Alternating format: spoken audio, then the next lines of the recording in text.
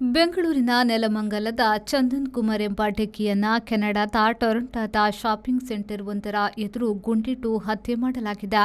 ಕೆನಡಾದಲ್ಲಿ ಗುಂಡೇಟಿಗೆ ಬಲಿಯಾದ ಕನ್ನಡಿಗ 37ರ ಪ್ರಾಯದ ಚಂದನ್ ಕುಮಾರ್ ರಾಜ ನಂದಕುಮಾರ್ ಐಟಿ ಉದ್ಯೋಗಿಯಾದ ಚಂದನ್ ಅವರು ಕೆನಡಾದಲ್ಲಿ ಉದ್ಯೋಗಿಯಾಗಿದ್ದು ಟೊರೊಂಟೊದ ಬ್ರಾಂಪ್ಟನ್ ಪ್ರದೇಶದಲ್ಲಿ ವಾಸವಿದ್ರು. ಮಧ್ಯಾಹ್ನ ಅಲ್ಲಿನ ಸಮಯ 3:30 ಗಂಟೆಯ ಹೊತ್ತಿಗೆ ಅವರು ಹೆದ್ದಾರಿ 27ರ ರೆಕ್ಸ್ಡೇಲ್ ಬೂಲ್ವಾರ್ಡ್ ಬಳಿಯ ಶಾಪಿಂಗ್ ಕಾಂಪ್ಲೆಕ್ಸ್ ಬಳಿ ಇದ್ರು. ಆಗ ಅವರ ಮೇಲೆ ಕಾಣದ ಬಗೆಯಲ್ಲಿ ಗುಂಡು ದಾಳಿ ನಡೆದಿದೆ. ಕೂಡಲೇ ಅವರನ್ನ ಆಸ್ಪತ್ರೆಗೆ ಸಾಗಿಸಲಾಯಿತಾದರೂ ಅವರು ಅದಾಗಲೇ ಉಸಿರಾಟ ನಿಲ್ಲಿಸಿದ್ರು. ಸಿಸಿಟಿವಿ ದೃಶ್ಯಾವಳಿಯ ಆಧಾರದಲ್ಲಿ ಪೊಲೀಸರು ಅಪರಾಧಿಯ ಪತ್ತೆಗೆ ಬಲೆ ಬೀಸಿದ್ದಾರೆ. ಅನುಮಾನಾಸ್ಪದ ಕಾರು ಒಂದು ಘಟನೆ ನಡೆದ ಬೆನ್ನಿಗೆ ಅಲ್ಲಿಂದ ವೇಗವಾಗಿ ಹೊರಟು ಹೋಗುವುದು ಕಂಡಿದೆಯಾದರೂ ಇದರ ವಿವರ ಲಭ್ಯವಿಲ್ಲ.